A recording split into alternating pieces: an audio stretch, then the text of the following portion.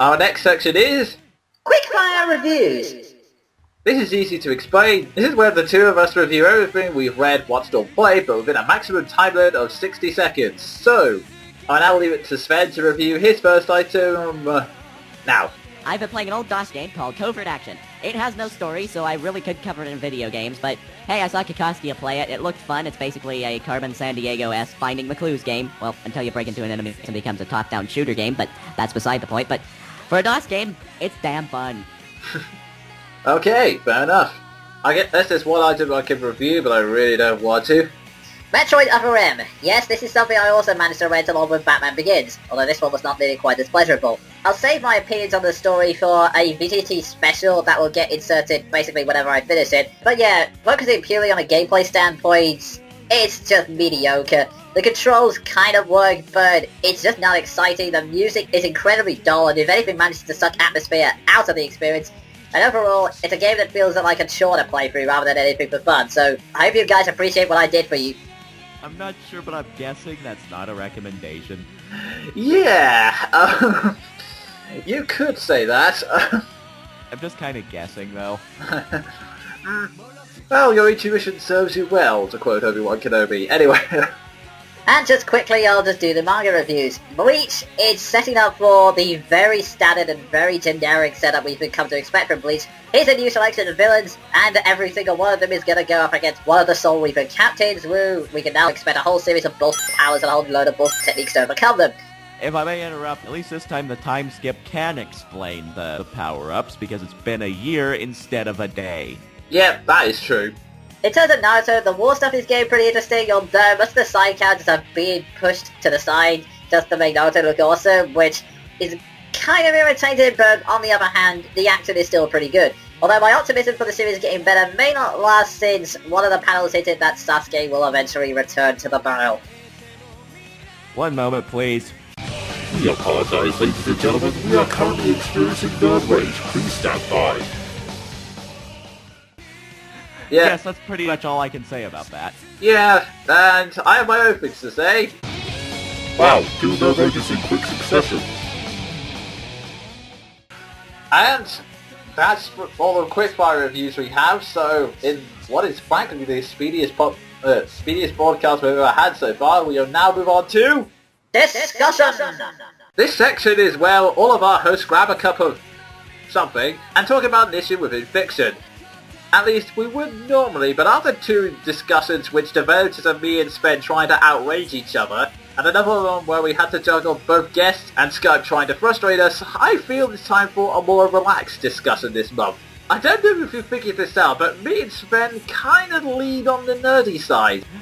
Yeah, I'm not sure if we've been too subtle about it, but some people may not have picked up on it. It's kind of subtle, but yeah, we are nerds, although generally, on Monkey Broadcast, we tend to focus more on the obvious sides of nerdom, shall we say. We tend to talk about video games, anime, and occasionally movies and TV shows like Doctor Who. There are other facets of nerddom, and there are other obscure things for us to obsess over, so that's what we're going to talk about today. The other more obscure nerdoms in this world that we love, and, well, basically where we're fried along with all the other geek fandoms we have, so...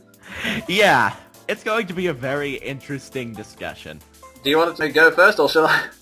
Well, I'll just quickly start off by firing off one that I am not going to get into further. For some reason, I'm a huge masochist and I follow politics. Enough said. Well, that's fair enough. I mean, I tend not to follow politics per se, but I was really a big fan of the political satire shows, like the Now Show and stuff like Have I Got News For You, so... Yeah, I think I have a special appreciation for that, because I pay attention to politics and I realize this is a friggin' jungle. Yeah, I used to follow it regularly back in the day, but now I kind of slacked on, mostly because I don't have much time to sit down and just watch the news. Yeah, well, I have plenty of extra time on my hands, and sometimes it leads me to do really silly things in boredom, and one of those was getting into politics, because I don't know what it says about me that I've just called it a jungle, but I understand it perfectly. Oh, wow. I wouldn't quite say perfectly, but I understand enough of it to scare myself, so... Yeah, well, the next time there's an American election, I'll be more than happy to ask you for details, because frankly, I can never understand it. Not saying anything bad about the American political system, I'm just saying, from the other side of the pond, it's kind of hard to get a grip on. Yeah, plus we only have major ones that the rest of the world sees every 4 years, so... Yeah, to be fair, if you ignore stuff like the local elections and council elections, it's like every 5 years at least we have a general election for a new leader, but even then it's... Yeah, and this is how nerdy I am, really. I paid attention to the latest one. Yeah, my nerdiness extends to other countries of the world. Well, fair enough. I followed it as well. I watched the leaders' debates, which was the first time it ever happened in Britain, and I think a British political writer, A.A. Gilm, summed them up best. It was really enjoyable because the politicians so clearly hated them. Yeah, I've always found that amusing about debates, too. Because we don't just have those for presidential elections, we have them for Senate, we have them for governors, we have them for congressional elections, we have them for local elections.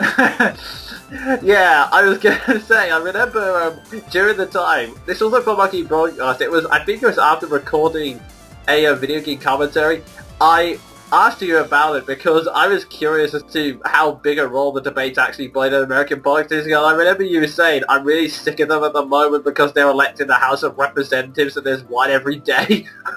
Yeah, for those of you in other countries who, like Jonin, really get as good of access to it, there are 435 U.S. representatives. 435. Wow. Oh, that's not even going into the senators. There's 100 of them. So there's 535 legislative officials debating all in the same time period. Oh, wow. God help me. I think in some ways, though, I think the American electoral system, although there have been jokes about how there's a possibility of it being fixed because the booths are made by a company that funds the Republican Party, at least you managed to step up with the electronic phone booths. Us British, we still cling to the past. Our elections still consist of us going to a town hall, ticking a name on a box, and then putting it into a plywood box. Well, there are days I wonder if that just wouldn't make things simpler. Oh, but yeah, honestly, if we started going into politics and talking about political leaders, it could just go on. Yeah, it could do that. It would probably end up degenerating into me ranting, which is what we want to avoid here, because, let's be honest, it's politics, and I have some strong opinions about certain people. Yeah, I can imagine, especially since there are several parties that I have a strong opinions for, and unfortunately they're running the show at the moment, so... Yeah. Same here. It seems to be that case every time parties change power. No matter who is in, I'm going to have some strong opinions about them. Yeah, that's a battle. They just show their true colors the instant they get into power, but yeah. Yeah, let's get into that. That's a bit on the depressing side. Yeah, so, moving on. One thing I'm kind of nerdy about is animation, particularly... there was a time when I was studying like filmmaking and animation, and I would have 3 days. So I just ended up watching stuff like Cartoon Network and Jetix just out of sheer boredom. And this was way back before I was uploading regularly onto YouTube and that, so I had a lot more free time than I do now. But yeah, I started watching stuff like Megas XLR, Samurai Jack, and Power Rangers. I started watching a lot of the newer seasons. And Digimon, I cannot forget about that, but yeah. I don't really regret it because there were a lot of shows I did enjoy, like, well, like I said, Samurai Jack and Megas XLR, although there were a lot of shows which were just plain crap. Alpha Teens on Machines, I can point out as well. Oh, and Totally Spies. That was a series I utterly despised. Oh, mother of God. That was on regularly here, like one of the only shows on Cartoon Network. Oh, this, but yeah... I did go through a phase, and sad to say it's a phase that's died out, mostly because, A, a lot of the shows don't really make it here. Like, I probably would tune in a Power Rangers Samurai, but it's not over here at the moment, and like I said, I have a lot less time now, so I can't really just sort of sit down in front of the TV and just casually check out some stuff, and when I have, a lot of it tends to be crap, in all honesty. Well, in my opinion, that's TV in general, really, but yeah, beside the point.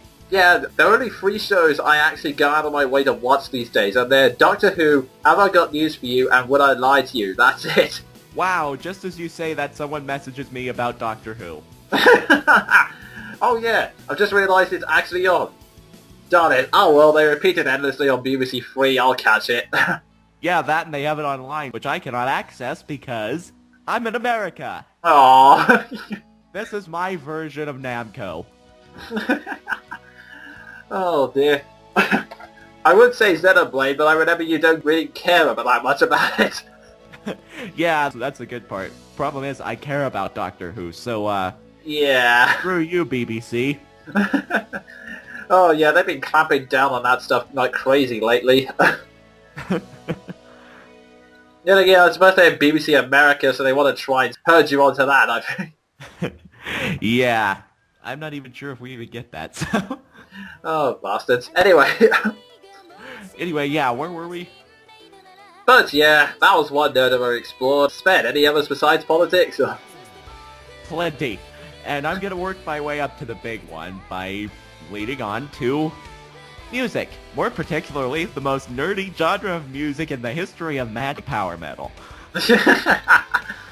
Oh dear. You can't see it, but I was grinning all the while when Sven built up because I knew that was coming.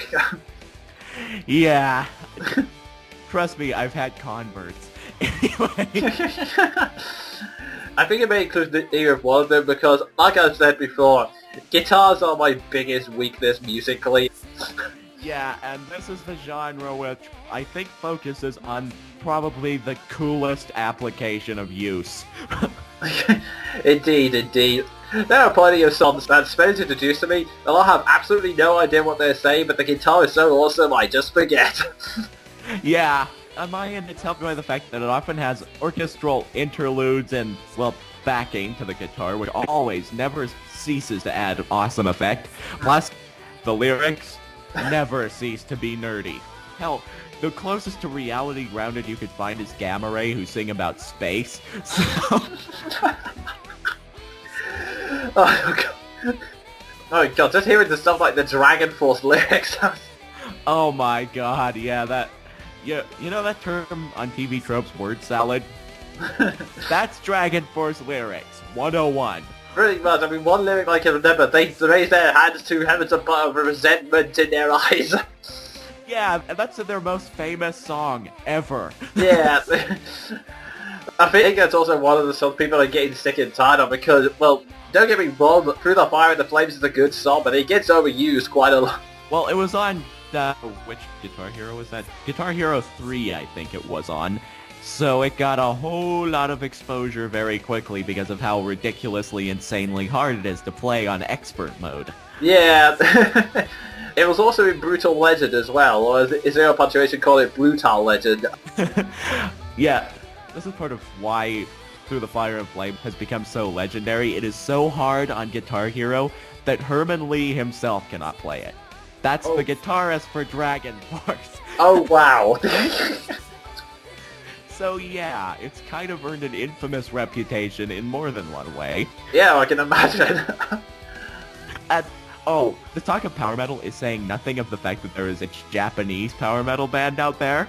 Jonin knows the one I'm talking about. Yep. Called Galnerius, and they combined basically what you would expect from power metal and anime openings, and it is awesome. Oh, yeah. That is the supreme nerddom of Indeed. all time. They just have such awesome tunes.